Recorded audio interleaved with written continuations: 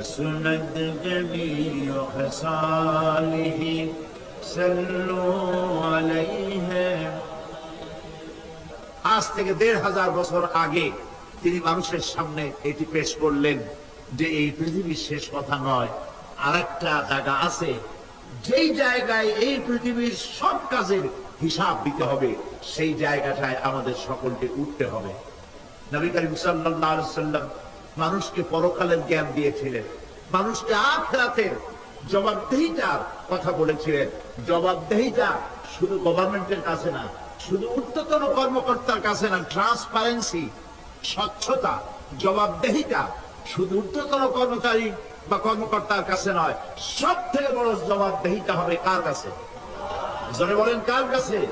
সে আল্লাহ পাকের কাছে জবাবদিহি করতে হবে প্রত্যেকটি কাজের, প্রত্যেকটি কথা। এই কথাগুলি কোরআনে কারিমে আল্লাহ পাক বিধৃত করেছেন। পরকালের উপরে আল্লাহ যত কথা বলেছেন,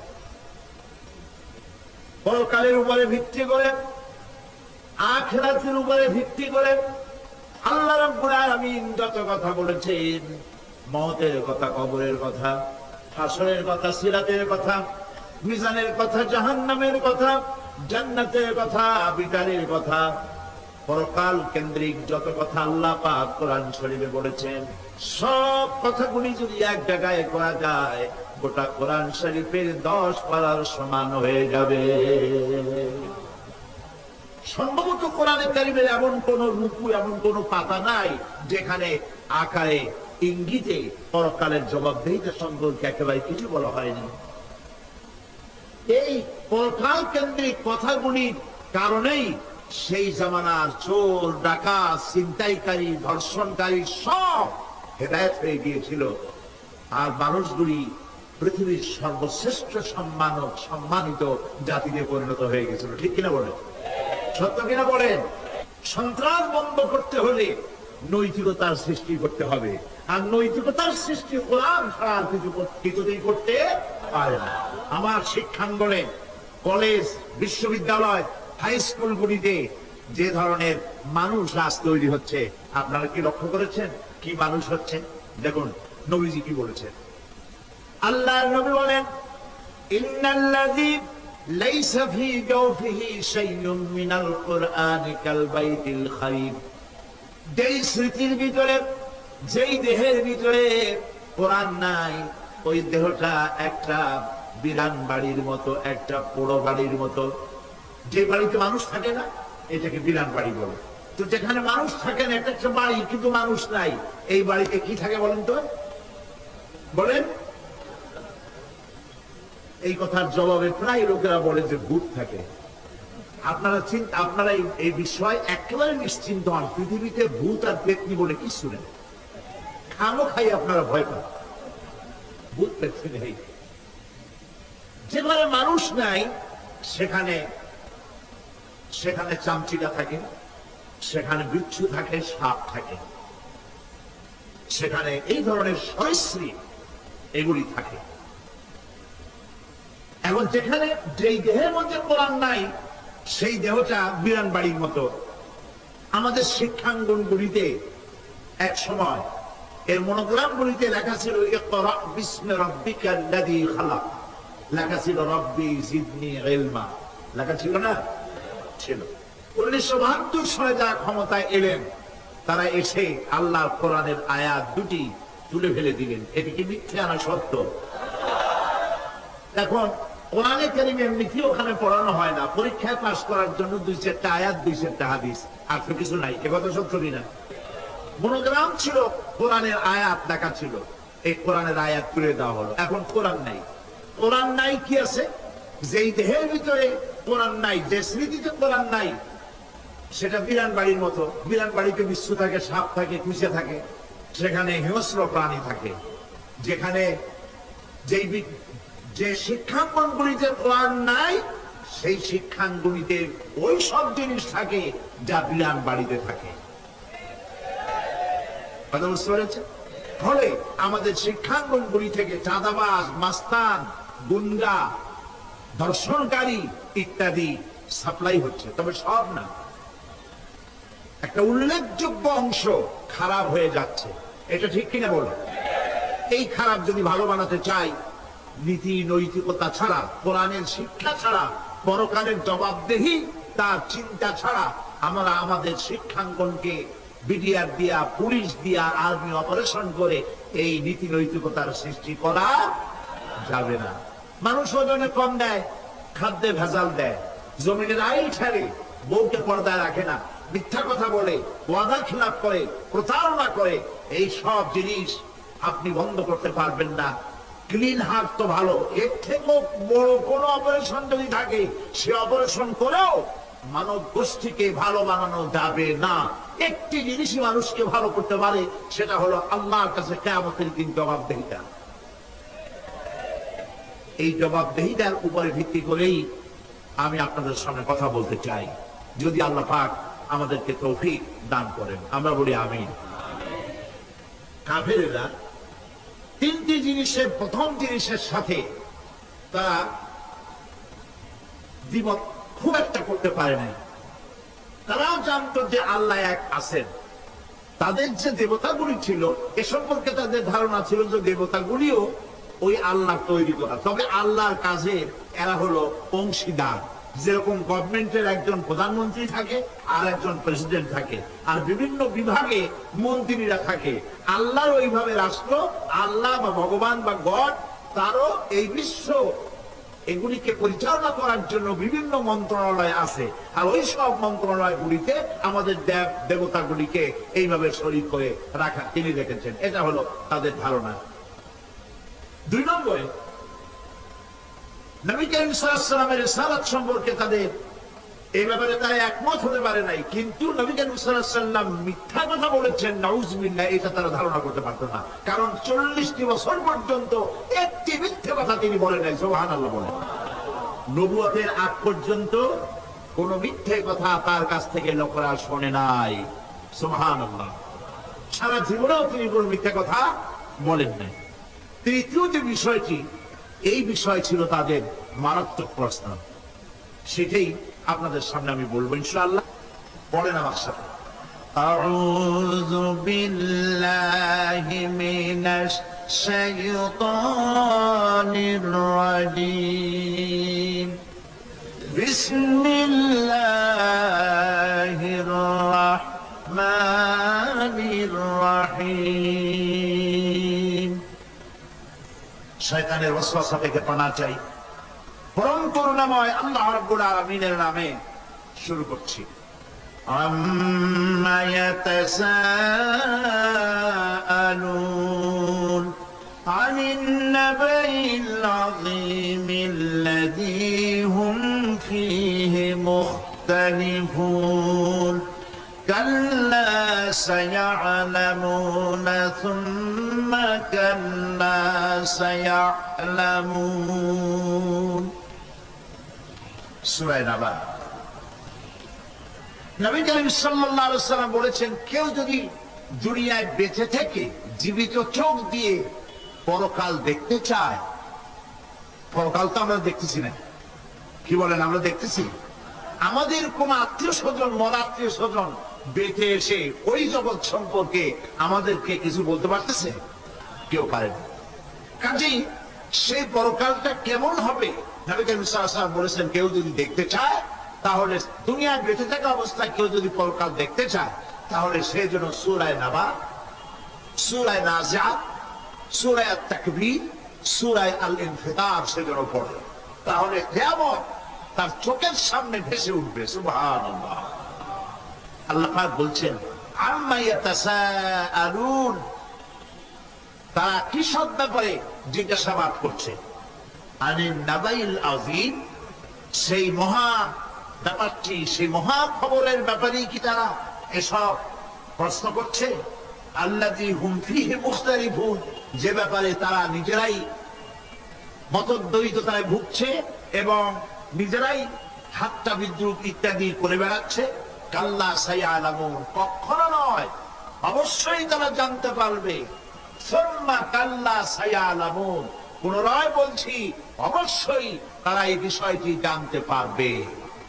এ হলো আয়াত যদ্দূর পড়েছিলাম তার শাব্দিক তর্জমা। এরা আম্মা ইয়াতাসালুন আনিন নাবাইল আযীম। নাবাইল আযীম বলতে কিয়ামত এবং পরকালকে বোঝায়। ইয়াতাসালুন বলতে জিজ্ঞাসাবাদ। পরস্পর পরস্পরকে তারা জিজ্ঞাসা করতো, কি ভাই আমরা নাকি মরে যাব, তারপর নাকি জিন্দা হব, এটা কেমন কথা?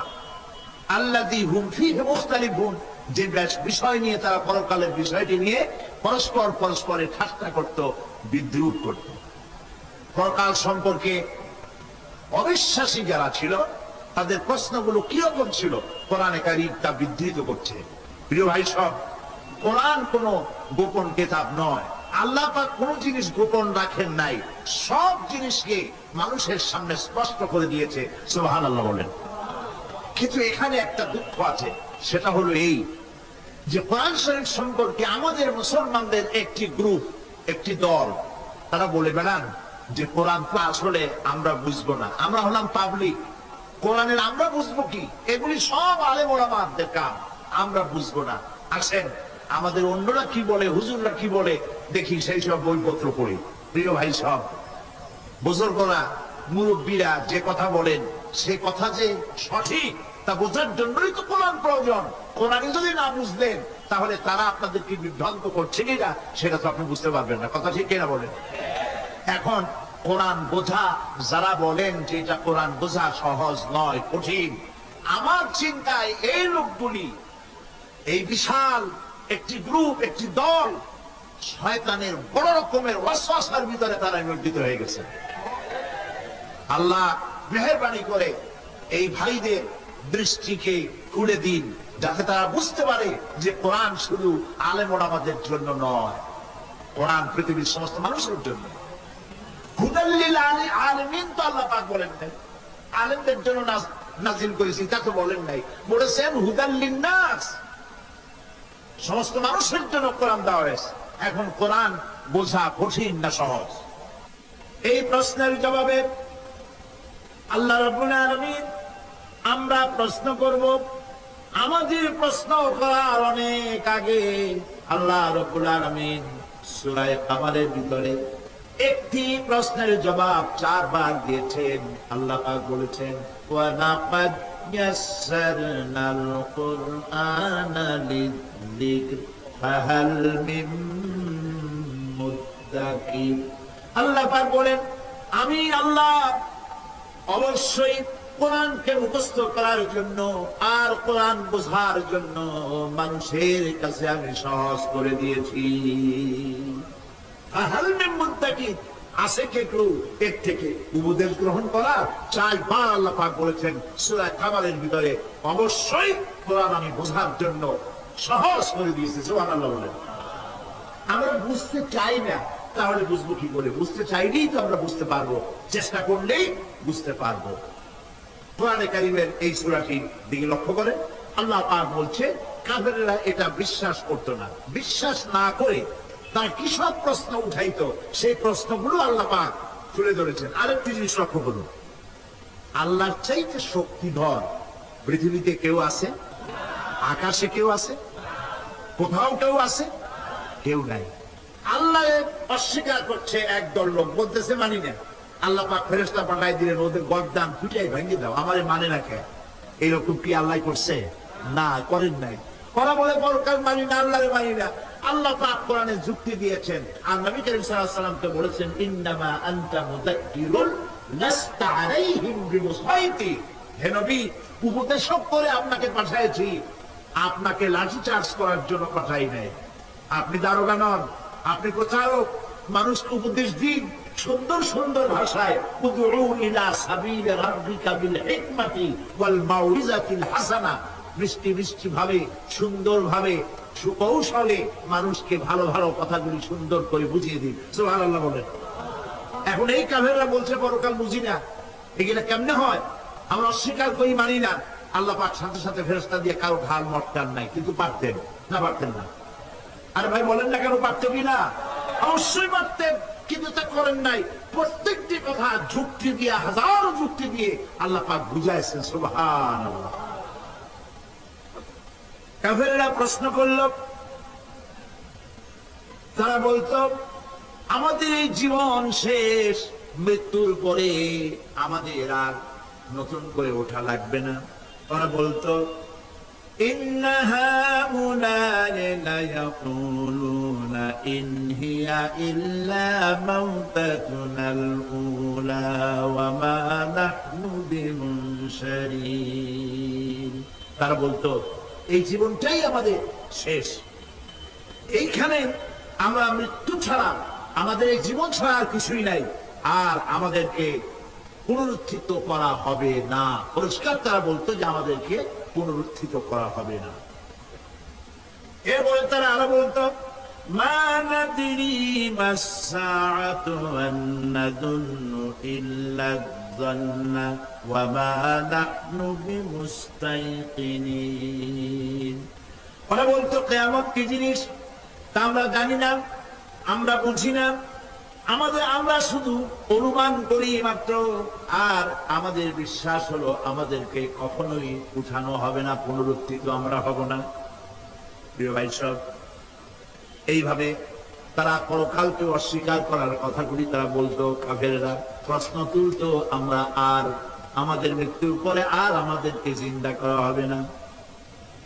আখিরাতের জীবন সম্পর্কে কাফেররা আরো বলতো وقالوا أإذا كنا عظاما ورفاتا أإنا لمبعوثون خلقا جديدا। তারা বলতো যে আমরা মরে যাওয়ার পর আমাদের গোস্তগুলি মিশে যাবে, হাড্ডি গুড্ডি গুলি পয়সে যাবে, এরপরে আমাদেরকে নতুন করে চিন্তা করা হবে। এটা মাথার মধ্যে ঢোকে না, কি আশ্চর্য ধরনের কথাটা হবে কি করে?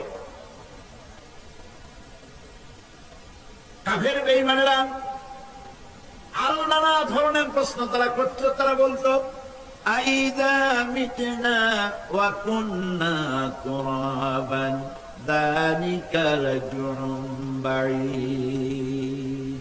আমরা মাটিতে মিশে যাব, তারপরেও কি আমাদেরকে চিন্তা করা হবে, আমাদেরকে আবার উঠানো হবে? এটা তো বুদ্ধি, এটা চিন্তার বাইরের কথা, এটা তো মানতে পারি না। আসলে কাফেরদের এই বক্তব্য অনুযায়ী পরকালের জীবন বুদ্ধি বহির্ভূত নয়। ওরা যে বলে যে এটা আমাদের বুদ্ধিতে কুলায় না, আসলে তারা বুদ্ধি খাটায় নাই। কাফের তো বুদ্ধি খাটায় নাই। যেমন আমাদের ইউনিভার্সিটিতে ঢাকা বিশ্ববিদ্যালয়ে একজন ছিল, হ্যাঁ আমি নাম নাই নিলাম, আপনারা তো বুঝে ভালাইছেন। সে কয় যে পরকাল বিশ্বাস করি না, বিয়ে টিয়া মানি না, মরা এটা হইতে পারে, কিন্তু মরার পরে আর একটা জীবন হবে, ওইখানে হিসাব হবে, বিচার হবে, এই সমস্ত মানি না। এর থেকে আমারে তোমরা, আমি মরার পর হ্যাঁ মানে গোসল করাইও না, কাপড় পরাইও না, জানা জানা না যাই, আমি বিশ্বাস করি না। নাউযুবিল্লাহ। কত বড় কপাল পোড়া, কত বড় কপাল পোড়া। ও মরার পর তার এই চিন্তা সম্পর্কে যখন আমি জানতে পেরেছি, আমার ধারণা হয়েছে ওই লোকটার পরে আমার খুব দুঃখ হয় না। যেরকম কত কাফের আসছে, কত নাস্তিক আসছে, বিদায় হয়ে গেছে, এগুলো কোনো ব্যাপার না দুনিয়ার ইতিহাসে। সব থেকে বড় ব্যাপার হলো এই লোকটি বাংলা বিভাগে বছরের পর বছর, যুগের পর যুগ শিক্ষকতা করেছে ঢাকা বিশ্ববিদ্যালয়ে। সে কত সোনার টুকরা ছেলেকে কয়লার খনি বানায় দিয়েছে। এই জন্য বিশ্ববিদ্যালয়ে যারা চাকরি করে সরকারের দেখা উচিত তাদেরকে চাকরি, সেখানে শিক্ষকতা করার জন্য কাদেরকে নিয়োগ করা হচ্ছে, তারা নামাজি কিনা, তারা পরিষ্কার কিনা, তারা জিনাকার কিনা, তারা মদ খায় কিনা, তারা শয়তানি করে কিনা, দেখে শুনে ভালো মানুষ দেওয়া উচিত। মরে গেল, তারপরে তাকে রাখা হলো ডায়াবেটিক সেন্টারের মারিচুয়ারি ডিপ ফ্রিজের মধ্যে। তিনি বলে গেলেন আমি মরার পর আমাকে মেডিকেল কলেজে পাঠায় দিও, তারা আমাকে কাটা ছেঁড়া করিয়া তারপরে অপারেশন শিখবে। তো তার নসিহত অনুযায়ী তাই করা হলো, ওসিয়ত অনুযায়ী। যখন মেডিকেল কলেজের ছেলেরা টের পেল যে ওই নাস্তিককে আনতেছে মেডিকেল কলেজে অপারেশন করে আমাদের শেখাবার জন্য, তারা বললো আল্লাহর রাস্তায় মাপ চাই, এই শয়তানের এদিকে আনবেন না। কারণ সারা জীবন সে আল্লাহর মানে অস্বীকার করেছে, পরে কাটা ছেঁড়া করে আমরা যদি কিছু শিখি তো তাই দিয়া যে রুগী ভালো হবে, অপারেশন করলে সেটাও বলবে। সুতরাং মাপ চাই, ফিরাও, ফিরাইয়া এখন ওইটার কি অবস্থা হয়েছে আমি জানি না, লেটেস্ট নিউজ জানি না কোথায় আছে। যদি এখন খবর তো কপালে হইল না, এখন যদি রাস্তাও ভাঙায় দেয়, আমাদের দেশে কুত্তাও খাবে না। কারণ কুত্তাগুলি আমাদের দেশে এত অভদ্র না যে এত পচা বাসিলা খাবে। ওদের একটা রুচি খুশি আছে। প্রিয় ভাই সব, এদের চিন্তা, এদের বুদ্ধি হলো, এদের বুদ্ধি সীমিত বুদ্ধি। আর আল্লাহ কোরআনে বুদ্ধির কথা বলেন নাই, আল্লাহ বলেছেন জ্ঞানের কথা। আর ওরা হলো বুদ্ধিজীবী। ওরা কি জীবী কর? বুদ্ধিজীবী। আচ্ছা, আপনারা একটা প্রশ্নের জবাব দেন তো, দুনিয়ার সব থেকে বড় বুদ্ধিজীবী কেনা? মাশাআল্লাহ, আপনাদের ওয়াজ না শুনলেও হবে, আপনারা তো জানিয়ে ফেলেছেন সব। সব থেকে বড় বুদ্ধিজীবীর নাম হলো শয়তান। আর সব থেকে বড় জ্ঞানীর নাম হযরত আদম আলাইহিস সালাম। মানুষের মধ্যে সর্বপ্রথম জ্ঞান দান করেছেন। সুবহানাল্লাহ। আল্লাহ পাক কোরআনের মধ্যে কোথাও বলেন নাই যে আমি বুদ্ধি দিছি। আল্লাহ পাক বলেছেন ওয়া আল্লামা আদামাল আসমাআ কুল্লাহা, আমি আদমকে সমস্ত জিনিসের জ্ঞান দিয়েছি, নামগুলো শিখাইছি। সুবহানাল্লাহ। ওয়ালাকাদ আতাইনা লুকমানাল হিকমা, আমি লোকমানকে জ্ঞান দান করেছি। ওয়ালাকাদ আতাইনা দাউদা ওয়া সুলাইমানা ইলমা, আমি দাউদ আর সুলাইমানকে কি দিছি? বুদ্ধি দিছি। কি দিছি? জ্ঞান দান করেছি। ইব্রাহিম আলাইহিস সালাম বলেছেন, হে আমার আব্বা, হে আমার পিতা, আমার কাছে এমন জ্ঞান এসেছে যে জ্ঞান আপনার কাছে নাই। ফাত্তাবিউনি আহদিকা সিরাতান সাবিয়্যা, আপনি আমার অনুসরণ করে আমি আপনাকে সোজা রাস্তায় উঠায় দেব। সুবহানাল্লাহ। আমার কাছে এমন ইলম আসছে। কোরআনে কারীমে আল্লাহ রাব্বুল আলামিন বুদ্ধি শেখো, আল্লাহর কাছে বুদ্ধি কামনা করো, এটা তিনি এক জায়গায় বলেন নাই। বলেছেন আমার কাছে দোয়া চাও, রব্বি জিদনি ইলমা। পড়েন সবাই, রব্বি জিদনি ইলমা। আবার বলেন, রব্বি জিদনি ইলমা। আল্লাহ তুমি আমার জ্ঞান বৃদ্ধি করে দাও। শয়তান ছিল বুদ্ধিজীবী, আদম আলাইহিস সালাম ছিলেন জ্ঞানী। শয়তান সুদ্দা।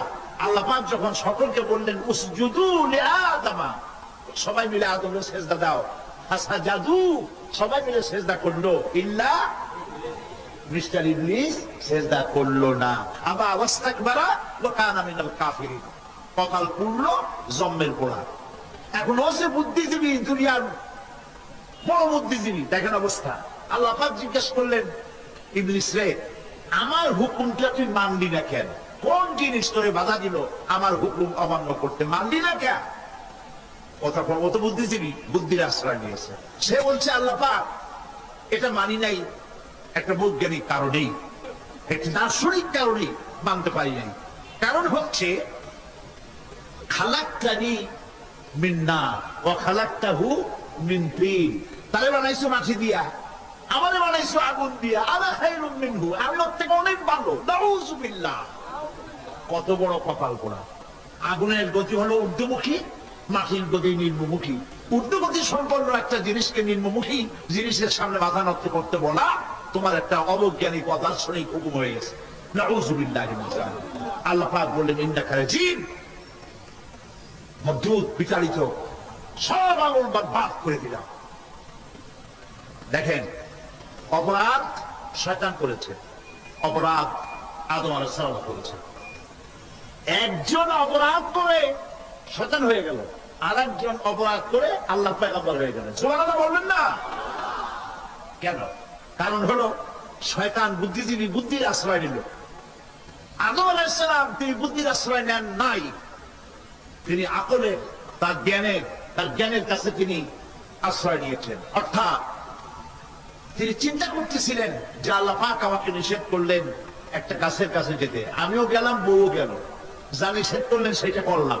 এখন যদি আল্লাহ আমাদের প্রশ্ন করেন যে আমার হুকুম অমান্য করলা কেন, কি জবাব দেব?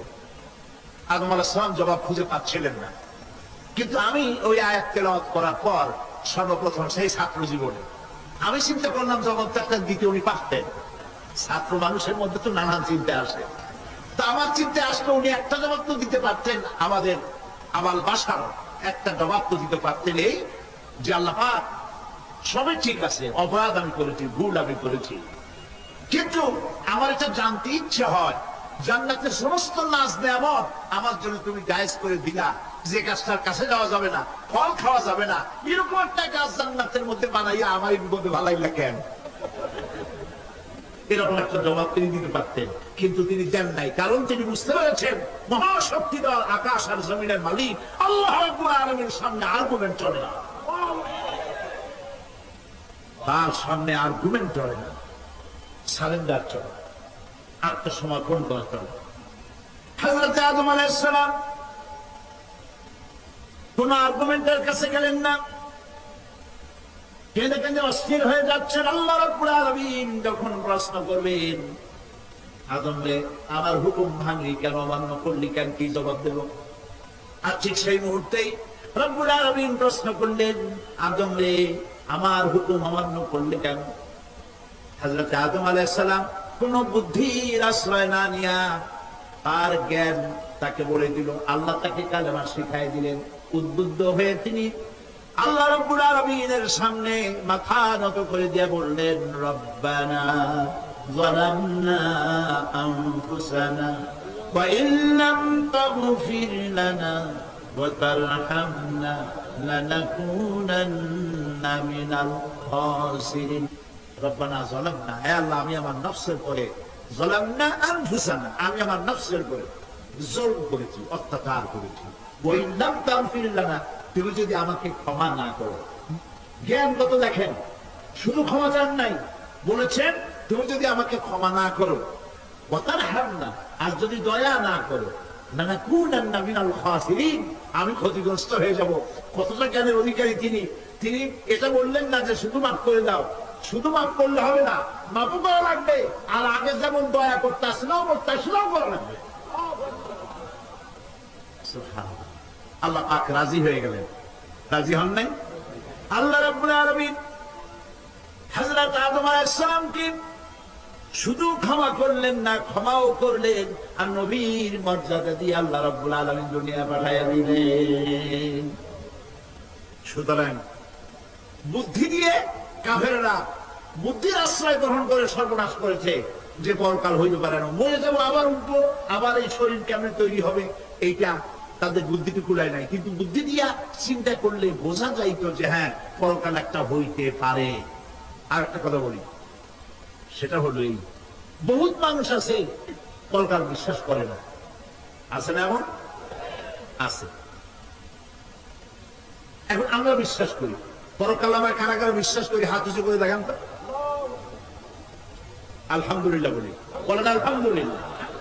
এখন যারা বিশ্বাস করে না তাদেরকে জানাতে চাই, আমরা যারা পরকালে বিশ্বাস করি, তাহলে পরকাল যদি না হয়, কিয়ামত যদি না হয়, বিচার আচার যদি কিছু না হয়, আমরাও বেঁচে গেলাম, আপনারাও বেঁচে গেলেন। কিন্তু সত্য সত্যই যদি পরকাল একটা হয়, বিচার যদি হয়, আমরা বেঁচে যাবো, ফেসে যাবা তোমরা। প্রিয় ভাই সব, আল্লাহ রাব্বুল আলামিন সুন্দর করে বুঝাচ্ছেন, দেখো পরকাল কেন হবে, এটা বুদ্ধি দিয়ে চিন্তা করো, জ্ঞান দিয়ে চিন্তা করো। সারা বছর ব্যবসা করার পর হিসাব নিকাশের একটা দিন আসে, আসে না? বলেন আসে কিনা?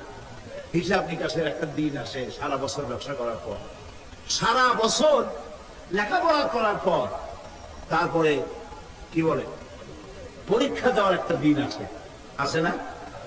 সারা জীবন আপনি এখানে কাজ বাজ করবেন, এখানে আপনি ভালো করলেন মন্দ করলেন, এর কোনো জবাব হবে না, বিচার হবে না। এটা পাগলে চিন্তা করতে পারে, আর পাগলেরা চিন্তা করে বলেই তারা বলে, পাগলের এটা কথা, মাটির পুতুল যেমনে নাচায় তেমনি নাচি, পুতুলের কি দোষ? মরে দেখেন, এই গান যারা বিশ্বাস করে মরে দেখেন অবস্থাটা কি হয়। ফেরেশতারা আসা ঘুমায় যেমন কাপড় আশ্রয়, ওই রকম ঠ্যাং ধরিয়া কবরের মধ্যে আশ্রয় আর বলবে যেমনি আশ্রয় তেমনি আশ্রয়, ফেরেশতা কি দোষ? কাজে এই পৃথিবী শেষ কথা নয়, মৃত্যু অবধারিত, মনে লাগবে না? এবার দেখেন আল্লাহ কি বলেন, الذي خلق الموت والحياة ليبلوكم أيكم أحسن عملا। আল্লাহ পাক বলছেন, আমি মৃত্যু আর জীবন সৃষ্টি করেছি। কেন করেছি লক্ষ্য করুন, লিয়াবলুয়াকুম, যাতে করে আমি তোমাদেরকে পরীক্ষা করে নিতে পারি। কি ব্যাপারে? আইয়ুকুম আহসানু আমালা, আমলের দিক থেকে, নেক কাজের মধ্য থেকে, ভালো কাজ এবং খারাপ কাজের মধ্য থেকে, আইয়ুকুম আহসানু আমালা থেকে তোমাদের মধ্যে কে উত্তম, কে ভালো মানুষ, এইটার পরীক্ষা নেওয়ার জন্য আমি মৃত্যু আর জন্মের সৃষ্টি করেছি। প্রিয় ভাই সব খুব লক্ষ্য করুন, জন্ম আর মৃত্যু, জন্ম হলে মৃত্যু হবেই, না হবে না। এই যে একটা ডিউরেশন, একটি সময়, এই সময়টা হলো পরীক্ষার সময়। আমরা যারা পড়াশোনা করেছি, আপনারা পড়াশোনা করেছেন নিশ্চয়ই, কলেজে অথবা হাই স্কুল অথবা মাদ্রাসায় প্রতি বছর একটা করে পরীক্ষা আসে না পরীক্ষা? এই পরীক্ষার ডিউরেশন কত সময়? 3 ঘন্টা। কয় ঘন্টা বলে? 3 ঘন্টা। এই 3 ঘন্টা পরীক্ষা দিতে গিয়ে আপনারা কি কোন ছাত্রকে দেখেছেন যে প্রশ্নপত্র সামনে নিয়ে গল্প করতেছে, প্রশ্নপত্র সামনে নিয়ে তাস খেলে, জুয়া খেলে, আর একদিকে তাকায় থাকে? প্রতিটি মুহূর্ত সে কাজে লাগাচ্ছে, প্রতি মুহূর্ত কাজে লাগাচ্ছে। 3 ঘন্টা পুরা হওয়ার 2 ঘন্টার মধ্যে পরীক্ষা তার শেষ হয়ে গেছে, কিন্তু সে চলে যাচ্ছে না, বাকি আরো 1 ঘন্টা আধা ঘন্টা রিভাইজ করতেছে। সে যা যা পরীক্ষা দিয়েছিল প্রশ্ন অনুযায়ী জবাবগুলি ঠিক হয়েছে কিনা সে মিলাই দেখে। কারণ কি? কারণ হলো এই পরীক্ষা যদি ফেল করি, বাপ মায়ের কষ্ট করা পয়সাগুলি বিফলে চলে যাবে, আমি চাকরি পাবো না, আমার জীবনটা 1 বছরের জন্য নষ্ট হয়ে যাবে। এই জন্য সে এত খাটাখাটনি করে পরীক্ষায় ভালো ফল করার জন্য সে পরীক্ষা দেয়, এবং পরীক্ষার রেজাল্ট এই পৃথিবীতেই হয়। ঠিকই না বলে? খাতা দেখতে 10 দিন লাগে, তারপরে পরীক্ষা হয়। খুব লক্ষ্য করুন, আমাদেরও একটা পরীক্ষা চলতেছে এই পৃথিবীতে সকলে। ওইটা শিক্ষাঙ্গনের পরীক্ষা, এটা জীবনের পরীক্ষা। এই ওর পরীক্ষার ডিউরেশন, সময়কাল 3 ঘন্টা, আর আমাদের পরীক্ষা, সমস্ত মানুষের পরীক্ষার সময়কাল হলো জন্ম থেকে শুরু করে মৃত্যু পর্যন্ত। এর মধ্যে বালেগ হওয়া পর্যন্ত সময়টা কনসিডারেবল, ক্ষমার যোগ্য। 15 বছর 12 বছর বালেগ হইতে যে কয় বছর লাগছে, এইটা যা করছেন যা বলছেন সব মাপ। কিন্তু বালেগ হওয়ার পর থেকে নিয়ে মৃত্যু পর্যন্ত যা যা করবেন সমস্ত কাজের হিসাব আল্লাহর কাছে দিতে হবে। একটা প্রশ্ন করি আপনাদের কাছে, রাগ করবেন না তো? বলবেন যে কথা বলতে তো আপনি আসছেন, আমাদের দিয়ে খাটান কেন, এরকম চিন্তা করবেন না তো? প্রশ্নটা হচ্ছে, বলেন তো দেখি, পৃথিবীর মধ্যে সব চাইতে মূল্যবান জিনিস, দামি জিনিস কোনটা? ইখতিলাফ হয়ে গিয়েছে, ইখতিলাফ হয়েছে। কেউ বলেছে যৌবন, কেউ বলেছে কোরআন, কেউ বলেছে ইসলাম। আর যারা বেশি বুদ্ধি রাখে তারা খামোশ, তারা কথা বলে নাই। কোনটা কইয়া কোন জ্বালা চুপ করে থাকাই ভালো। সব থেকে মূল্যবান জিনিসের নাম সময়। সব থেকে মূল্যবান জিনিসের নাম কি? এবার বলেন, এই পৃথিবীর মানুষ সব থেকে অপচয় করে কোন জিনিসে? সময়। সময়ের অপচয় আমরা যা করি। বাড়িতে আজকে রাত্রে ক্যালকুলেটর, কম্পিউটার, ক্যালকুলেটর না থাকে যদি কাগজ কলম হাতে নেন। জীবনের 15 বছর বাদ দেন, এখন আপনার বয়স এখন যা, এই বয়সে প্রতিদিন ওই যৌবন প্রাপ্তির পর থেকে নিয়ে এই পর্যন্ত প্রতিদিন টেলিভিশনের সামনে নাটক দেখার জন্য, সিনেমা দেখার জন্য, ন্যাশনাল জিওগ্রাফি দেখার জন্য, ডিসকভারি দেখার জন্য, স্পোর্টস দেখার জন্য প্রতিদিন কয়েক ঘন্টা টিভির সামনে আপনি বসেন।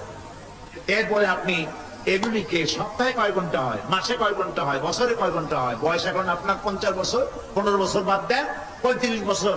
হিসাব করেন কয় বছর আপনি টেলিভিশনের সামনে বসা ছিলেন। আমার কথা কি মাথায় ঢুকছে? কয় বছর টেলিভিশন আর সিনেমা হলে বসা ছিলেন? চায়ের দোকানে গল্প করতে গিয়ে, আড্ডা মারতে গিয়ে কতটা সময় নষ্ট করেছে?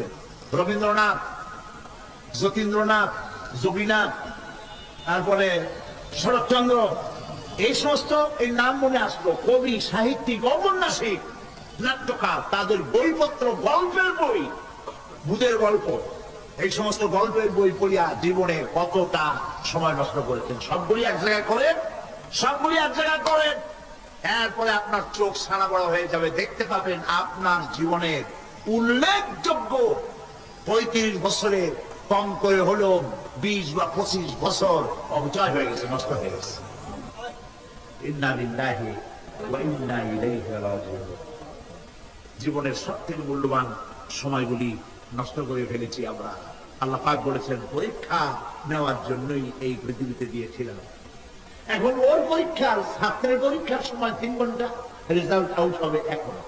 আর আপনার আমার পরীক্ষা মৃত্যুতে, জন্ম থেকে শুরু মৃত্যু পর্যন্ত, কিন্তু রেজাল্ট এখানে আউট হবে না। রেজাল্ট আউট হবে কোথায়? কিয়ামতের দিন। কোথায় হবে? হতেই হবে কিয়ামতের দিন। সেদিন এই পৃথিবীতে যারা ভালো কাজ করবে, ভালো কাজের জন্য আল্লাহ পুরস্কার দিবে, আর মন্দ কাজ যারা করবে তাদের জন্য তিরস্কার তারা পাবেই। এই জন্য বিচার, কিয়ামত হওয়া, বিচার হওয়া, এটা বিবেকের দাবি, এটা জ্ঞানের দাবি। যারা বুদ্ধিজীবী দাবি করে কপাল পোড়া, এরা এটা বোঝে না, এদের মাথার মধ্যে এটা ঢোকে না। ঠিক কিনা বলো? প্রিয় ভাই সব, কিয়ামত হবে এবং কিয়ামতে আল্লাহর দরবারে আমাদের সকলকে উঠতে হবে, এতে কোনো সন্দেহের অবকাশ। এবার দেখেন আল্লাহ পাক এবার যুক্তি দিয়ে বুঝাচ্ছেন, সুবহানাল্লাহ বলেন। তোমরা যারা বলো যে মরে যাব, বসে যাব, মাটির সাথে মিশে যাব, আমার চিন্তা হবো কেমনে? আল্লাহ বলে কেমনে চিন্তা হবা? বুঝাই। সুবহানাল্লাহ বলেন।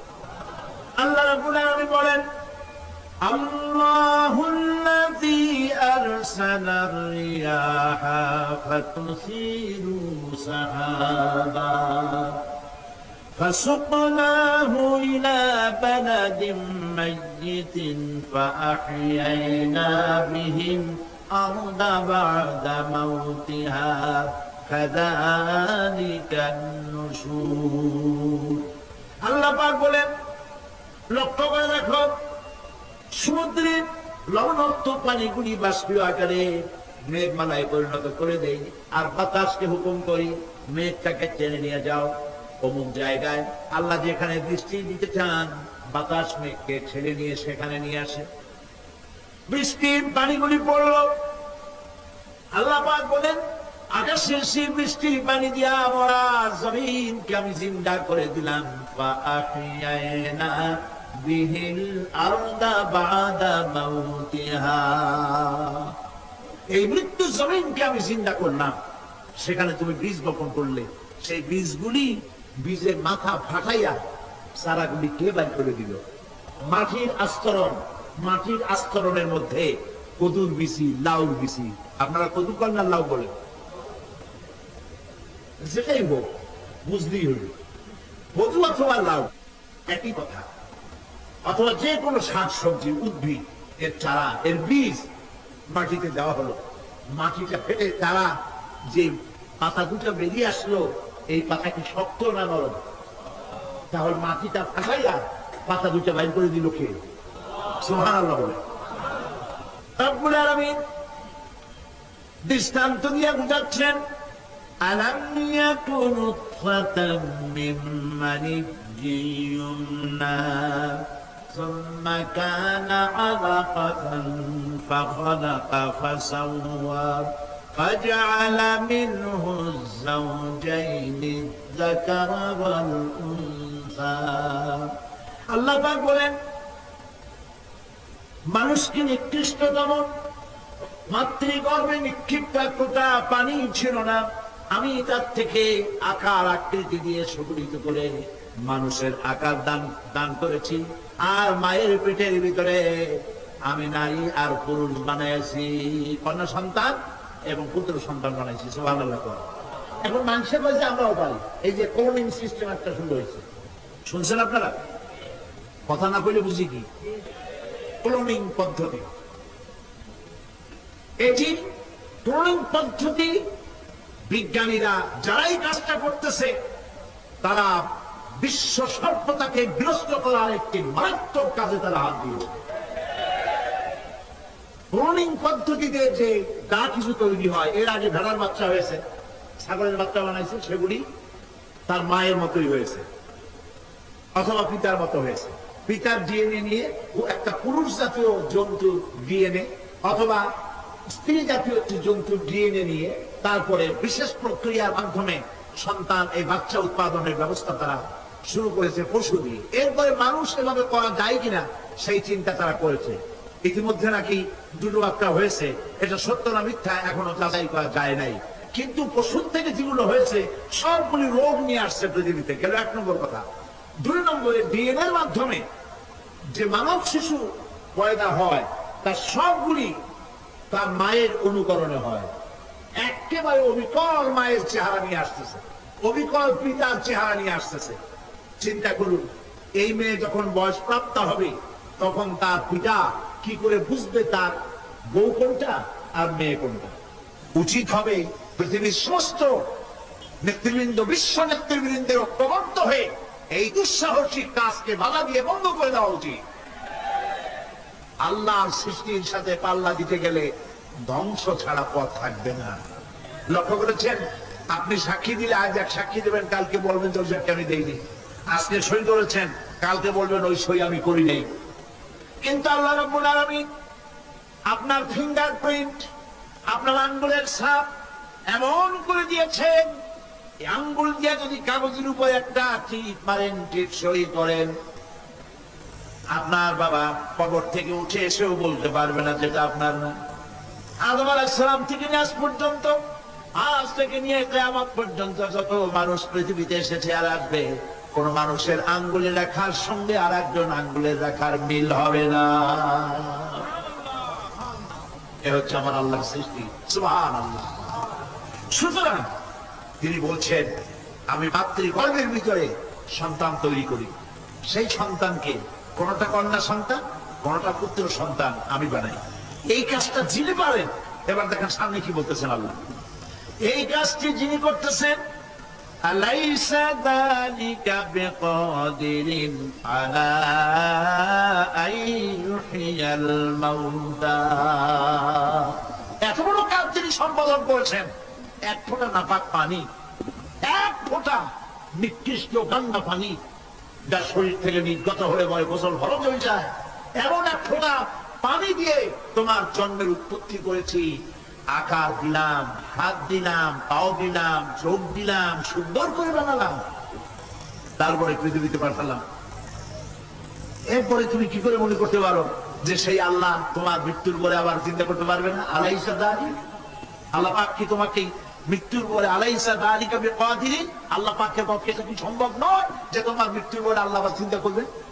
বলেন অবশ্যই পারবেন, বলেন অবশ্যই পারবেন। প্রিয় ভাই সব, আল্লাহ পাক এরপরে বলছেন, ইয়া আইয়ুহান নাসু ইন কুনতুম ফি রাইবিন মিনাল বা'সি ফাইন্না খালাকনাকুম মিন তুরাব। হে মানব সকল, যদি সন্দেহ হয় যে আমি তোমাদের পরকাল সম্পর্কে, যদি পুনরুত্থান সম্পর্কে যদি তোমাদের সন্দেহ হয়, জানা থাকা উচিত আমি তোমাদেরকে মাটি দিয়ে সৃষ্টি করেছি, মাটির উপকরণ দিয়ে সৃষ্টি করেছি। এই মাটির সাথে মিশে যাওয়া, আবার উঠানো হবে। মাটিতে কবরের মধ্যে মুর্দা রাখার সময় কি বলি আমরা? মিনহা খালাকনাকুম ওয়া ফিহা নুঈদুকুম।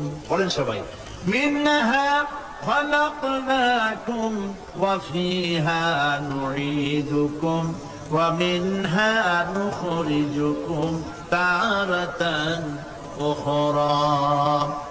মাতৃগর্ভের ভিতরে মানুষকে আল্লাহ রাব্বুল আলামিন হাত পা চক্ষু কর্ণ নাসিকা দিয়ে সুন্দর করে মায়ের পেটের ভিতরে বানায়া এই পৃথিবীতে আল্লাহ পাক পাঠায় দেন। আর আল্লাহ পাক বলেন,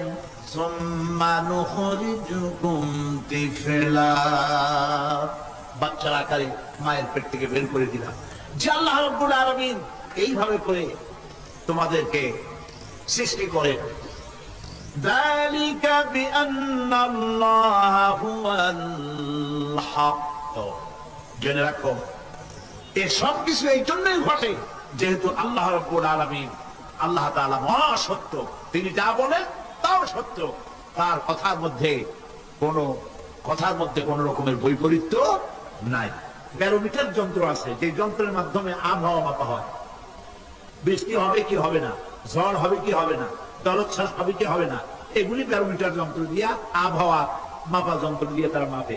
কিন্তু আপনারা কি কখনো শুনেছেন যে রেডিও টেলিভিশনে বলা হয়েছে সন্দ্বীপ, কুতুবদিয়া, হাতিয়া, সেন্ট মার্টিন এবং বাঁশখালী আর কি কোন বিরক্তর নাম, কক্সের বাজার, পতেঙ্গা ইত্যাদির উপর দিয়ে 280 মাইল স্পিডে ঝড়ো হাওয়া প্রবাহিত হবে, আগামীকাল 30 ফিট উঁচু হয়ে জলোচ্ছ্বাস হবে, এরকম কথা বলে কেউ? কি বলে?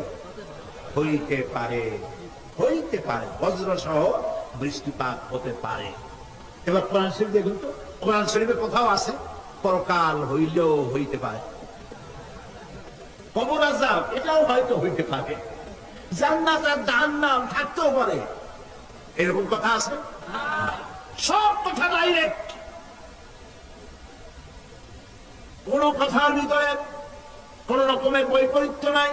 আল্লাহ রাব্বুল আলামিন বলেছেন ইযাস সামাউ ফাতারাত, আকাশ সমূহ যখন বিদীর্ণ হয়ে যাবে, ওয়া ইযাল কাওয়াকিবু তাতারাত, আর যখন তারকা সমূহ বিক্ষিপ্ত হয়ে পড়বে, ওয়া ইযাল কুবুরু বুসিরাত, আর যখন কবরের ভিতরে যা কিছু আছে সব উদ্গীরণ করে দেওয়া হবে।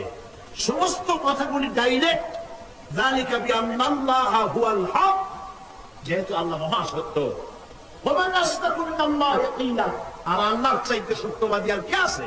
বলেন আছে কেউ? সে আল্লাহ রাব্বুল আলামিন বলেন এত কিছু কাজ, এত সুন্দর ব্যবস্থাপনা করে যিনি করেন, ওয়া আন্নাহু ইউহয়িল মাউতা ওয়া আন্নাহু আলা কুল্লি শাইইন কাদির, সে আল্লাহ রাব্বুল আলামিন তোমাদেরকে তোমাদের মৃত্যুর পরে আবার জিন্দা করবে, এতে সন্দেহ করার কোনো কারণ নাই। وأن الساعة آتية لا ريب فيها وأن الله يبعث من في القبور, আল্লাহ পাক বলছেন অবশ্যই কিয়ামত আসবে, তাকে কেউ বিন্দু মাত্র এতে কোনো সন্দেহ নাই। আর ওয়ান্নাল্লাহা ইউবাসু মান ফিল কুবুর, আর আল্লাহ পাক অবশ্যই কবরে যা কিছু আছে সব বের করে নিয়ে আসবেন। কান্নাহুম জারাদুন মুনতাশির, যেমন আপনারা দেখছেন কিনা এই যে যখন বন্যা বলে, পানি টানি যখন বন্যা নাকি বলে, তুফান, বন্যা ইত্যাদি যখন হওয়ার সম্ভাবনা হয়, তখন মাটি থেকে গ্রাম্য পরিবেশে দেখা যায় মাটি থেকে পোকামাকড় গুলি এভাবে উঠতে থাকে। দেখছেন না আপনারা? দেখছেন কিনা? পাখাওয়ালা পিঁপড়াগুলি এইভাবে সব উঠতে থাকে, কান্নাহুম জারাদুন মুনতাশির, এইভাবে করে পোকামাকড় পতঙ্গগুলি যেভাবে মাটি থেকে উদ্গত হতে থাকে, সমস্ত খাবারগুলি থেকে মানুষগুলি এভাবে উদ্গত হয়ে যাবে। তবে হ্যাঁ, আপনারা একটা প্রশ্ন করতে পারেন যে কবর দিয়ে সব উঠবে, কিন্তু যে মানুষের বাগে খাইছে তার কি হবে? যে মানুষের আগুনে পুড়ে গেছে তার কি হবে? যে নদীর মধ্যে ডুবে গেছে তার কি হবে? যে কুমিরের পেটে চলে গেছে তার কি হবে? এরকম একটা প্রশ্ন আপনারা করতে পারেন। কবর কাকে বলে সেটা আমাদের জানতে হবে। কবর শুধু মাটির গর্তটাকেই কবর বলা হয় না, এটি আলমে বারজাখ, এটি পর্দা, এটা জলনিকা। মৃত্যুর পরের জীবনটাই হলো আলমে আখিরাত পর্যন্ত যাইতে যে জীবনটা লাগে, যে একটি সময় আছে, এই সময়টার নামটাই হলো কবর। সেটা গর্তের মধ্যে হইতে পারে, মাটির মধ্যে, সেটা বাঘের পেটে হতে পারে, সেটা কুমিরের পেটে হতে পারে, সেটা পানিতে পৌঁছে যেতে পারে, এটা কোনো বিষয় না।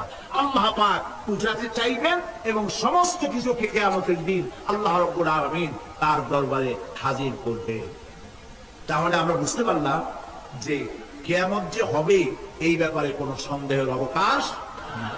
এখন ওই কিয়ামতের দিন আল্লাহ রাব্বুল আলামিন আমাদের বিচার নেবেন, হিসাব করবেন। দুনিয়া যে পরীক্ষা দিয়েছিলাম, এই পরীক্ষায় যদি কেউ একবার ফেল করেন, আর একবার পরীক্ষা দিয়ে পাস করার সুযোগ আছে, আরো একবার যদি ফেল করে আবার পরীক্ষা দিয়ে পাস করার সুযোগ আছে। 10 বার পরীক্ষা দিবেন, 10 বার ফেল করবেন, 100 বার পরীক্ষা দিবেন, 100 বার ফেল করবেন, তারপরেও আবার পরীক্ষা দেওয়ার সুযোগ আছে। কিন্তু কিয়ামতের ময়দানে যদি কোনো মানুষ তার জীবনের পরীক্ষায় যদি ফেল করে, দ্বিতীয়বার পরীক্ষা দিয়া পাস করার আর কোনো সুযোগ নাই।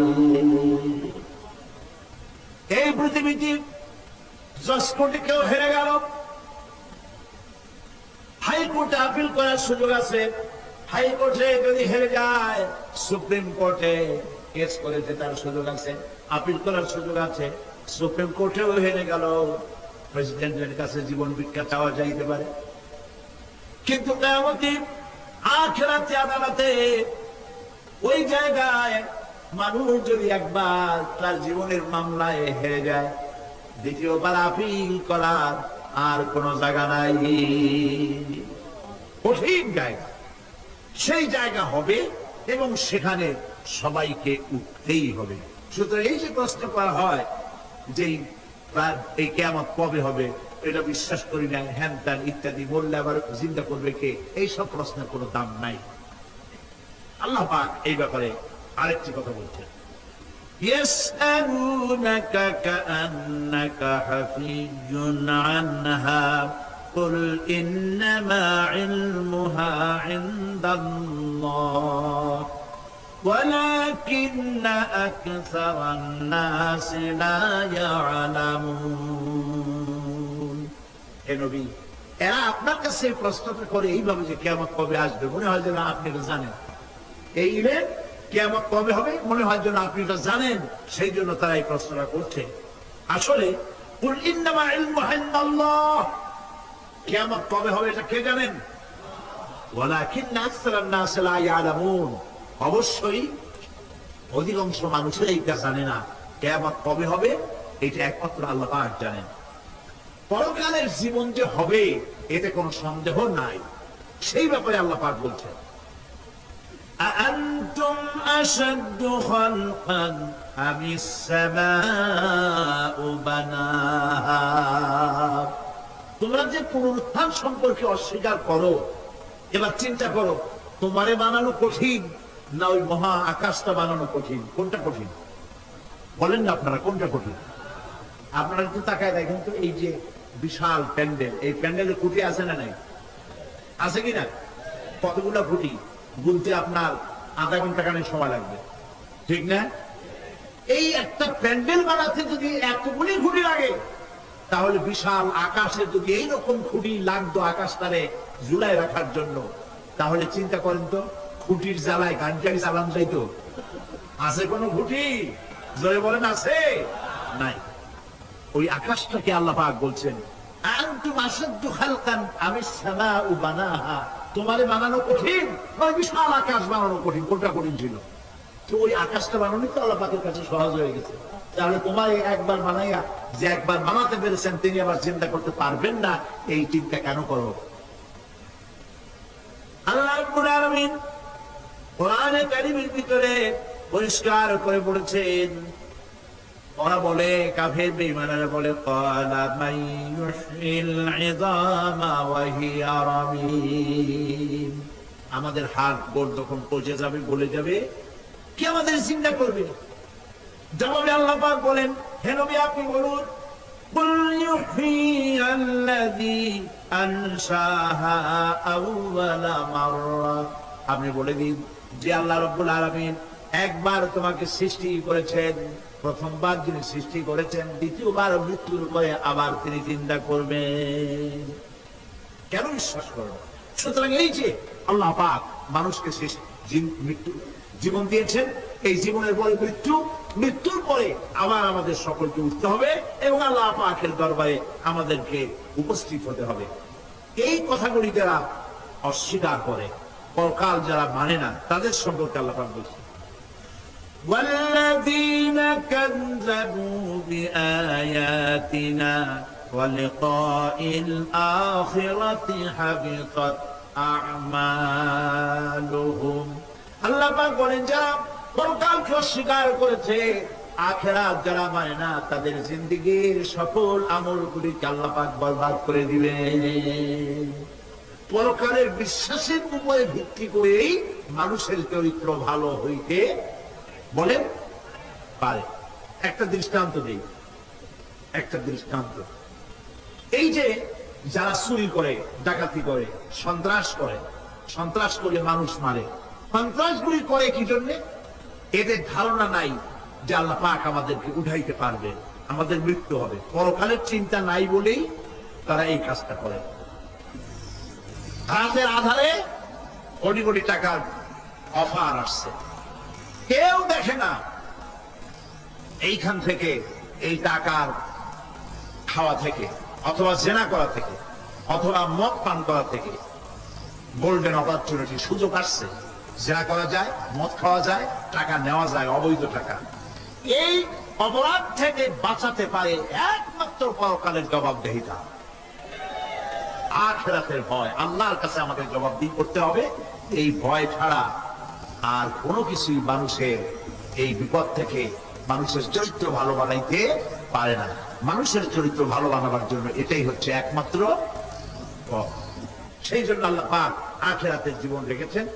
উঠতে সেখানে হবেই। এই পৃথিবীতে একবার যখন আসছি, আমাদেরকে চিন্তা আল্লাহ করবে এবং সমস্ত কথাগুলির জবাব আল্লাহর কাছে দিতে হবে। আল্লাহ রাব্বুল আলামিন বলেন, ওয়াত্তুর ওয়া কিতাবিম মাসতুর ফি রাক্কিম মানশুর ওয়াল বাইতিল মা'মুর ওয়াস সাকফিল মারফুর ওয়াল বাহরিল মাসজুর إن عذاب ربك لواقع ما له من دافع। সূরা তুর। আল্লাহ পাক বলছেন, তুর পাহাড়ের শপথ, তুর পাহাড়ের শপথ, সেই প্রকাশ্য পবিত্র গ্রন্থের শপথ যা লিপিবদ্ধ রয়েছে মসৃণ ঝিল্লিতে, চর্ম ঝিল্লিতে লিপিবদ্ধ রয়েছে। আরো শপথ বাইতুল মামুরের, আরো শপথ সুউচ্চ আকাশে, আরো শপথ উচ্ছ্বাসিত তরঙ্গায়িত সমুদ্রে। নিশ্চয়ই সেই আযাব আসবে, আযাব মানে কিয়ামত, সেই পরকাল অবশ্যই আসবে। মা লাহু মিন দাফি'র, এই শাস্তি থেকে, এই কিয়ামত আসা থেকে, এই কিয়ামত সংঘটিত হওয়া থেকে রোধ করার মতো ক্ষমতা কারো নাই। সুবহানাল্লাহ। এখন আল্লাহ পাক তুর পাহাড়ের কসম করছে। তুর পর্বত হচ্ছে সেই পর্বতের কথাই ধরা যাক, যেখানে এটি ঐতিহাসিক পর্বত। হযরত মূসা আলাইহিস সালামকে আল্লাহ রাব্বুল আলামিন যেখানে নবুয়তের শিরস্থান পরিয়ে দিয়েছিলেন, তুর পাহাড়ের ভিতরে। অতুর সিনিন, তুর পাহাড়ের কসম আল্লাহ পাক করছেন। এবং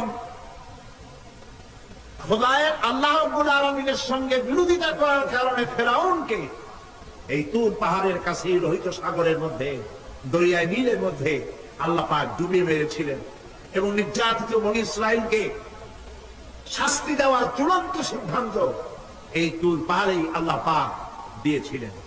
আল্লাহ বলছেন, আমি সেই তুর পাহাড়ের কসম করি, কিতাবিম মাসতুর, এবং পবিত্র গ্রন্থের শপথ, যে গ্রন্থগুলি নাজিল হয়েছে নবীদের উপরে, ইনজিল, তাওরাত, জাবুর, কোরআন, এই কিতাবগুলির কসম করি। সুবহানাল্লাহ। কোরআনের কসম করি, আল্লাহ পাক বলছেন, এই কিতাবগুলির কসম করছি। তুর পাহাড়ের কসম করছি, কিতাবগুলির কসম করছি। ওয়াল বাইতুল মা'মুর, আর বাইতুল মা'মুরের কসম করছি। সেটা কি? আকাশের প্রত্যেকটি আকাশে একটি করে বাইতুল মা'মুর আছে। ওই আকাশের ফেরেশতারা এই বাইতুল মা'মুরকে কেন্দ্র করে আল্লাহ রাব্বুল আলামিনকে সিজদা দেয়। আল্লাহ পাক হযরত আদম আলাইহিস সালামকে বলেছিলেন, একটি ঘর বানাও, বাইতুল মা'মুরের নিচে বানাও।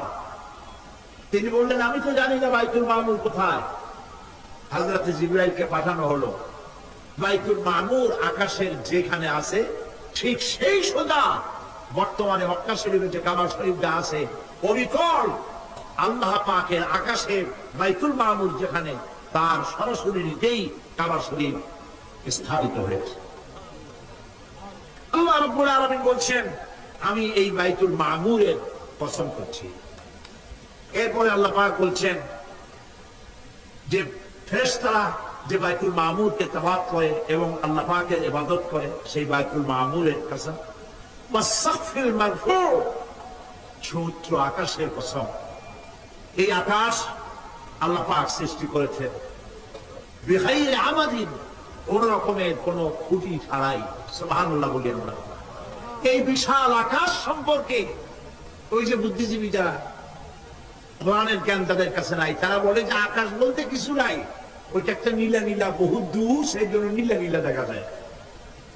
এই পৃথিবী সম্পর্কেও তাদের ধারণা এই পৃথিবীও কিছু না, এইটা হলো ওই যে কি বলে সূর্যের কাছের থেকে একটা উজ্জ্বল জ্যোতিষ্ক খুব ফোর্সে যাচ্ছিল, এই ফোর্স সহ্য করতে না পেরে সূর্যের একটি অংশ মহাশূন্যের উপরে ছিটকে পড়ল, ঘুরতে ঘুরতে পৃথিবীর আকার ধারণ করেছে। এই হলো ওদের ধারণা। অ্যাক্সিডেন্টের মাধ্যমে নাকি পৃথিবী হয়েছে। মূল কথা হলো এইভাবে করে যদি কোন একটা গ্রহ উজ্জ্বল জ্যোতিষ্ক যাওয়ার কারণে পৃথিবী হয়ে থাকে, তাহলে এখন তো পৃথিবীতে মানুষ ধরতেছে না, মানুষ তো অনেক বেশি বেড়ে গেছে, তাহলে আর একটা জ্যোতিষ্ক দয়া করে সূর্যের পাশ দিয়া যাইয়া আর একটা খন্ড ফালাই দিয়া আর একটা পৃথিবী বানায় না কেন? প্রিয় ভাই সব, আল্লাহ পাক বলছেন ওয়াসাকফিল মাগফুর, আমি এই বিশাল আকাশে কসম করি। সুবহানাল্লাহ। এরপরে ওয়াল বাহরিল মাসজুর, পৃথিবীতে প্রবাহিত উচ্ছ্বসিত তরঙ্গায়িত সমুদ্র রাজির কসম করি। সুবহানাল্লাহ। আচ্ছা বলেন তো, এই পৃথিবী এর নিচে কি? এই পৃথিবীর নিচে কি? এই পৃথিবী মহাশূন্যের উপরে ঘুরছে। লক্ষ্য করেন আল্লাহর কত বড় শক্তি। আটলান্টিক মহাসাগর কোথায় বলতে পারবেন না? এই পৃথিবীতে। আটলান্টিক মহাসাগর কোথায়? এই পৃথিবীতে। আটলান্টিক মহাসাগর, প্রশান্ত মহাসাগর, ভূমধ্য সাগর, যত সাগর আর মহাসাগর সব এই পৃথিবীতে। এই পৃথিবী অসংখ্য পাহাড়, অসংখ্য সমুদ্র আর অসংখ্য মানবরাজি নিয়ে লাঠিমের মতো ঘুরতেছে। সুবহানাল্লাহ। মহাশূন্যের উপরে, মহাশূন্যের উপরে লাঠির যেমন ঘোরে পৃথিবী তেমন ঘোরে, অথচ মানুষগুলো ছিটকে পড়ে যায় না, পানিগুলি উড়ে কোথাও পড়ে যায় না। সুবহানাল্লাহ বলতে ইচ্ছে করে না। আল্লাহ রাব্বুল আলামিন সূরা ইয়াসিনের মধ্যে বলেছেন লাশ-শামসু ইয়ানবাগি লাহা আন তুদরিকাল কমারা ওয়ালাল লাইলু সাবিকুন নাহার ওয়া কুল্লুন ফি ফালাকিন ইয়াসবাহুন। সূর্য চন্দ্রের অধিকার নষ্ট করতে পারে না, রাত দুপুরের সময় সূর্য উঠবে না, দিনের দুপুর বেলায় চন্দ্র উদিত হয়ে সূর্যের আলোকে নিষ্প্রভ করতে পারে না। চন্দ্র সূর্যের আগে যেতে পারে না, সূর্য চন্দ্রের আগে যেতে পারে না, কারো গায়ে কারো ধাক্কা লাগে না। অসংখ্য তারকারাজি উড়ে বেড়াতেছে, কারোর সাথে কারো কোনো ধাক্কা নাই, কোনো সংঘর্ষ নাই। মহাশূন্যের উপরে সূর্য চন্দ্র যেমন ঘুরে,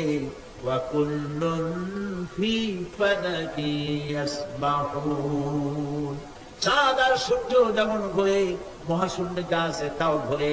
এই পৃথিবীটা মহাশূন্যের উপরে, গোটা পৃথিবী সমস্ত সমুদ্র আর মহাসমুদ্র নিয়ে সব ঘুরতেছে। সুবহানাল্লাহ। ওয়াল বাহরিল মাসজুর, তরঙ্গায়িত উচ্ছ্বসিত সমুদ্র রাজির কসম করি। সমুদ্র সন্ধি যাওয়ার সময় কেমন অবস্থা হয় যদি তুফানে পড়ে?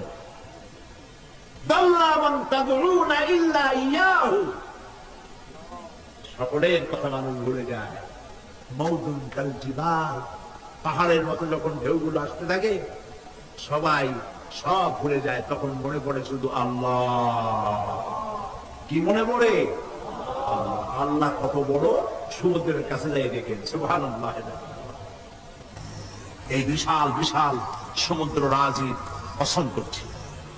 এতগুলি কসম করে আল্লাহ পাক কোরআনে কারীমের মধ্যে বলছেন, দেখো এই সব জিনিসগুলি আমি সৃষ্টি করেছি, আর এই জিনিসগুলির কসম করে বলছি সেই পরকাল অবশ্যই অনুষ্ঠিত হবে, সেই আযাব আসবে। কেউ এই পরকাল অনুষ্ঠিত হওয়া থেকে কেউ ফিরাইয়া রাখতে পারবে না। এখন তোমরা প্রশ্ন করতেছ আল্লাযী ফীহি আল্লাযী হুম ফীহি মুখতালিফুন, এই ব্যাপারে তোমরা ইখতিলাফ করতেছো, মতবিরোধ করতেছো, ঠাট্টা করতেছো, বিদ্রুপ করতেছো। কাল্লা সায়ালামুন, অবশ্যই তোমরা জানতে পারবে। সুম্মা কাল্লা সায়ালামুন, অবশ্যই তোমরা জানতে পারবে সেই পরকাল হবে, এতে কোনো সন্দেহ নাই। সুবহানাল্লাহ। রব্বানা যালামনা আনফুসানা ওয়া ইন লাম তাগফির লানা ওয়া তারহামনা লানাকুনান্না মিনাল খাসিরিন। রব্বানা লা তুযিগ কুলুবানা বা'দা ইয হাদাইতানা ওয়া হাব লানা মিন লাদুনকা রাহমাতান ইন্নাকা আনতাল ওয়াহ্হাব। হে আল্লাহ তাআলা, দীর্ঘক্ষণ ধরে তোমার কোরআনের কথা শুনে তোমার দরবারে হাত তুলেছি, দয়া করে মেহেরবানি করে আমাদের জিন্দেগির গুনাহ খাতাকে মাফ করে দাও। আমাদের মা বাপ মুরব্বিয়ান যারা কবরে চলে গেছে, আল্লাহ তাআলা কবরগুলিকে জান্নাতের টুকরায় পরিণত করে দাও। রব্বুল আলামিন, যেই পরকালের কথা, কিয়ামতের কথা আলোচনা করলাম, সেই কঠিন হাসরের ময়দানে যেদিন পায়ের নিচে হবে তামার মতো মাটি, আর মাথার উপরে প্রকাণ্ড সূর্যের তাপে গুনাহগারের মাথার চান্দি ফেটে গিয়া মগজগুলি গলে গলে নাক কান দিয়ে বের করতে লাগবে। জিহ্বাটা পানির পিপাসায় পুকুরের মতো ঝুলে নাভিস্থল পর্যন্ত পড়ে যাবে। ময়দানে সারা পড়বে পানি পানি বলে। আল্লাহ তাআলা ওই দিনে তোমার হাবিবের হাতের কাউসারের পেয়ালা আমাদের নসিব করে দিও। রব্বানা تقبل منا إنك أنت السميع العليم وتب علينا إنك أنت التواب الرحيم. سبحان ربك رب العزة عما يصفون وسلام على المرسلين والحمد لله رب العالمين.